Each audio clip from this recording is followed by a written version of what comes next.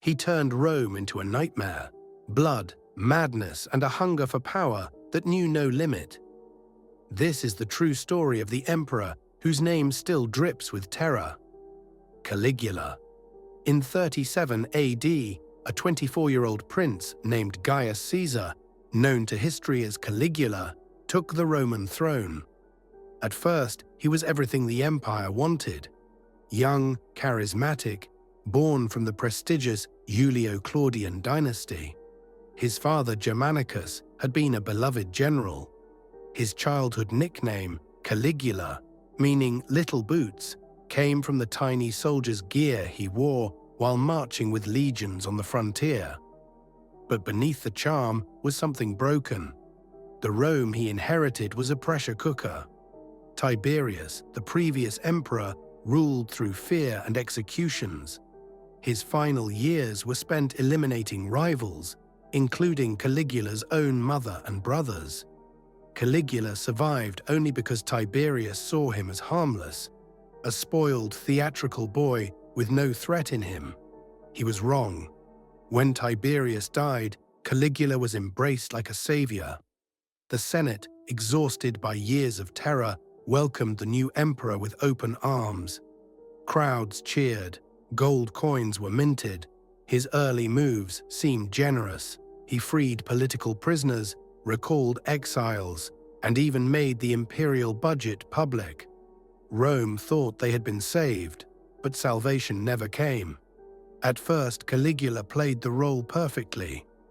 He handed out bonuses to soldiers and fire brigades, invested in games and public works, and personally oversaw grand spectacles in the arena. The crowds adored him, senators praised him. Foreign ambassadors reported a clever, polite young ruler who seemed more competent than his age should allow. But the cracks were already showing. He laughed a little too hard when gladiators died. His eyes followed the blood as it pooled in the sand. Servants whispered about the nights he'd return alone to the empty amphitheater, walking among the stains where men had just been killed. He didn't look at the carnage with disgust. He studied it. Then came the illness. 8 months into his reign, Caligula fell gravely sick. Ancient sources described seizures, hallucinations, fevers. Some modern historians think it was encephalitis, or perhaps a brain lesion, but no one knows for sure. What's certain is that the man who recovered was no longer the same. His voice changed, harsh, grating. His eyes seemed to look through people. He claimed he now spoke to Jupiter, the king of gods. He said the divine whispered to him, that he had visions.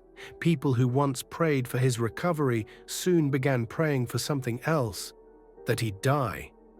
But the gods had answered the first prayer, and the second was about to become desperate. What came next was no longer politics. It was theater soaked in blood. After the illness, Caligula abandoned all restraint. He no longer hid his cruelty. He celebrated it. He devised elaborate punishments not for justice, but for his own amusement. People were executed not for crimes, but for looking at him the wrong way, or worse, for appearing in his dreams. He turned against those closest to him. His beloved sister Drusilla was forced to divorce her husband and live in the palace with him. Rumors of incest spread like wildfire. When she died suddenly in 38 AD, Caligula didn't grieve like a brother. He declared her a goddess. Denial of her divinity became a capital offense. For months, laughter was outlawed. Bathing with family was criminal. A joke could be a death sentence. Then came the dreams. A senator appeared threatening in one, so Caligula ordered his suicide. No evidence, no trial, only a dream. That was enough. He began appearing before the Senate dressed as gods. Sometimes as Jupiter, wielding a fake thunderbolt. Sometimes as Neptune, wearing a trident. Once even as Venus, in full makeup and women's clothes. He demanded they kneel and kiss his feet before speaking. Those who hesitated were killed. their wealth confiscated, their names erased, and the Senate, powerless, paralyzed by fear. The empire had crossed a line, one it couldn't walk back from. The palace became a stage of terror. Caligula's moods shifted without warning. He might begin a feast in cheerful spirits, telling jokes, offering gifts. Moments later, he'd point to a guest and order their execution. No reason given. Those who dined with him learned to smile at everything, to laugh on cue, and to never ever show fear. He believed himself a god, not metaphorically, literally. He ordered statues of traditional deities to be decapitated and replaced with his own likeness. Temples across the empire were filled with his image. Citizens were required to offer sacrifices to him. Enthusiasm wasn't optional. Lack of it could mean death. He blurred every boundary between man and divinity, between ruler and executioner. His power was absolute, and he knew it. Worse, he enjoyed it. The court transformed into something darker than even Rome had seen. Orgies became public rituals of dominance. Senators and their wives were summoned, forced to perform, while Caligula watched in silence, judging. He played God with their dignity, deciding who lived or died based on the most degrading criteria. The cruelty was never random. It was personal, deliberate, designed to strip Rome's elite of every illusion of control. No one was safe, not the generals, not the nobles, not the gods. He wasn't just an emperor anymore, he had become a storm, and Rome was drowning. His sexual violence became legend. Caligula summoned married women to his chambers, violated them in front of their husbands, and then returned to dinner to describe the experience in graphic detail, commenting on their bodies, comparing them to prostitutes, daring the husbands to disagree. Some nodded, others fainted. All lived in fear. He treated Rome's most powerful men like livestock, parading their wives and daughters as trophies. Dignity was a luxury no one could afford. He didn't discriminate by class either. He seduced, threatened, or raped whoever he pleased. Noble women, performers, slaves. Power meant access. Resistance meant punishment. Outside the palace, the games grew bloodier. Caligula no longer hosted them to please the public. He hosted them to feed something inside himself. Gladiators fought not for victory, but survival, while the emperor laughed and cheered. He introduced new contests, blindfolded executions, staged massacres, and the release of criminals without weapons into pits with starving beasts. To Caligula, death was art, suffering was a spectacle, and the empire was his private theater.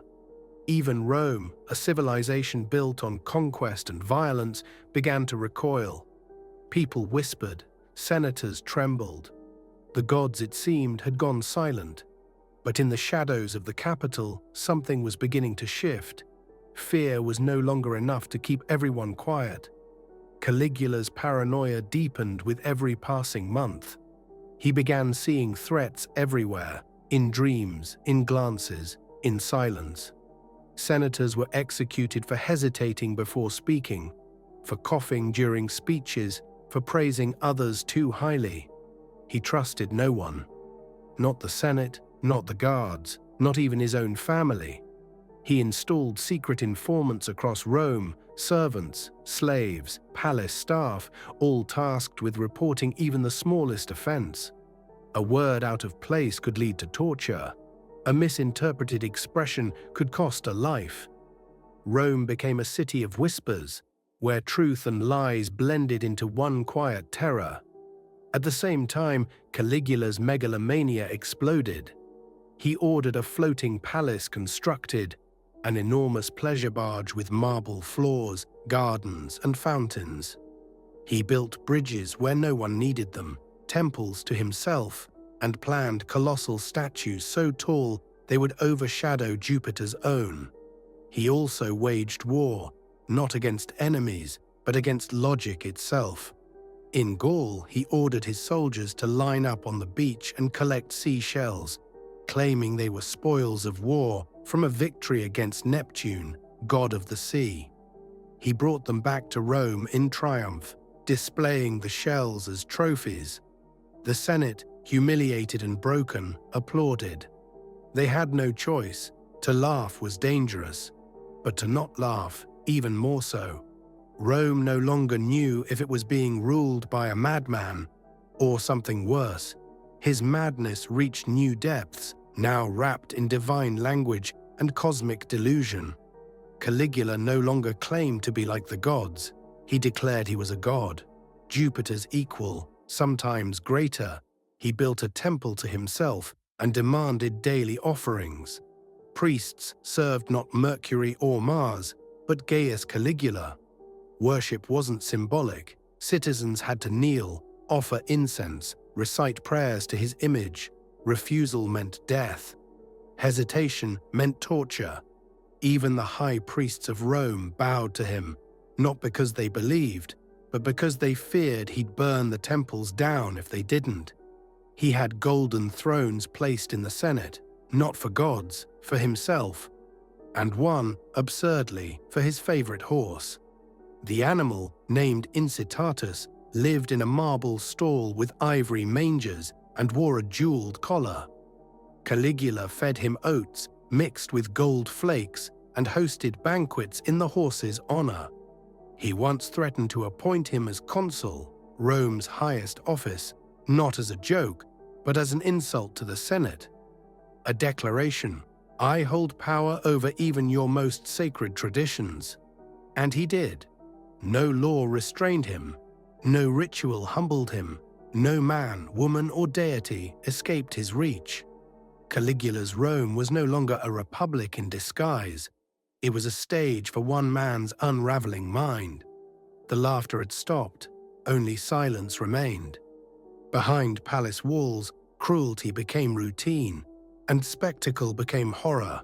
Caligula transformed the imperial court into a grotesque experiment in domination. He staged sexual performances not for pleasure, but for control, forcing Rome's elite to debase themselves while he watched, judging with dead eyes. These weren't parties. They were rituals, designed to break pride, to strip people of their humanity. He relished in humiliation as much as violence. He'd summon couples to dinner, demand their wives, violate them, then offer critiques over dessert. It wasn't madness alone, it was a calculated assertion. I own everything, even your love. The cruelty wasn't limited to adults. Suetonius records that Caligula once tortured a child in front of their parent just to watch the breakdown. When he needed money for new games or palaces, he held sham trials, convicted Rome's richest men on false charges, seized their property, and sometimes forced their widows to applaud their executions. But even that wasn't enough. He imposed taxes on lawsuits, marriages, even prostitution. Then he opened a palace brothel, staffed by senators' wives and royal slaves. Guards stood at the door while citizens, fearing punishment, lined up to pay. Caligula watched from behind curtains. This wasn't governance, it was ritualized collapse. An emperor not content to rule Rome, but to hollow it from within, smiling as it burned. The empire trembled, but the machinery of Rome kept moving, until fear began to give way to desperation. Even his guards, the praetorians, started to flinch. Caligula mocked them in public, withheld pay, accused them of disloyalty in the middle of feasts. Loyalty to him was no longer rewarded, it was tested, twisted, punished. The Senate, once reduced to ceremonial puppets, now lived in silent panic. Every session was theater. Senators begged to speak, groveled, recited invented praise just to survive the hour. But even then, executions came swiftly and without pattern. One was killed for being too rich, another for being too quiet, one for dreaming of Caligula's death, one for dreaming nothing at all. And yet, among the terror, the seeds of rebellion took root. Cassius Chaerea, a commander in the Praetorian Guard, had long endured Caligula's mockery. The emperor taunted him as weak, effeminate, unmanly. He turned Chaerea into a palace joke, stripping him of dignity in front of soldiers. What Caligula didn't realize was that Chaerea had been watching, listening, waiting. Others joined him, senators, officers, even slaves. They didn't meet in secret catacombs or whisper under moonlight. They planned quietly, efficiently, inside the same palace where blood ran daily. Not to seize power, but to stop madness, to stop Rome from vanishing under the weight of one man's chaos. And they knew it had to be done soon, or not at all. The end came quickly, and not in battle, but in a hallway. January 41 AD. Caligula left a theatrical performance within the palace complex. He was walking through a corridor, unguarded, exposed. Waiting for him, Cassius Chaerea, blade hidden, fury contained. The attack was brutal, precise. Chaerea struck first, then others joined, senators, guards, even palace staff. The emperor, who once believed himself divine, fell to the floor like any man, bleeding, gasping, unprotected by thunderbolts or titles. His body was stabbed dozens of times, his cries echoed in the marble halls that once held his orgies and executions. No prayers came, no miracles saved him. The conspirators didn't stop with him. His wife was murdered. His young daughter, a child, was killed, her skull reportedly smashed against a wall. The intent was clear: erase the bloodline, end the infection. Rome erupted into confusion. The Senate moved to restore the Republic, but the Praetorians had other plans. Within hours, they declared Claudius, Caligula's timid, mocked uncle, as emperor. The wheel turned again. The system survived, the monster did not. But Rome had changed. The people who once cheered Caligula now whispered his name with dread. Statues were torn down, his memory condemned by law. Official records tried to erase him. But the stain remained, because Rome would never forget what happens when absolute power is given to a broken man and worshipped like a god.